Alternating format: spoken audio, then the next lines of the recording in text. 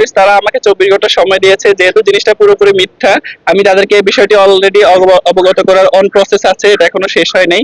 আমি তাদেরকে ডকুমেন্ট সহ যে যে এটা জিনিসটা যে ফেক, বিভিন্ন ফ্যাক্ট চেকার প্রতিষ্ঠানের লিংক, আমার যে অভিযোগের লিংক, আমার পোস্টের স্ক্রিনশট সহ যাবতীয় ডকুমেন্টেড জবাব আমি তাদেরকে দেওয়ার অন প্রসেসে আছে।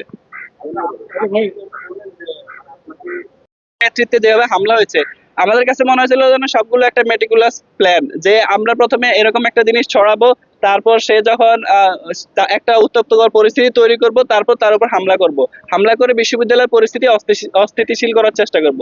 আমাদের কাছে মনে হয়েছে জিনিসটা আসলে পরিকল্পিতভাবে এগিয়েছে বলে আমাদের কাছে মনে হয়েছে।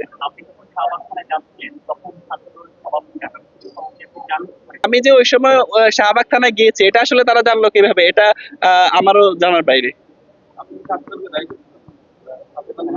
হামলার জন্য অবশ্যই ছাত্রদল দায়ী। তারা আমরা যখন ধানমন্ডি শাহবাগ থানা থেকে ধানমন্ডি থানার দিকে পুলিশের গাড়ি থেকে মুভ করতেছিলাম, তখন পুলিশের জানালার ভিতর দিয়ে আমাদের গায়ে আঘাত করা হয়েছে।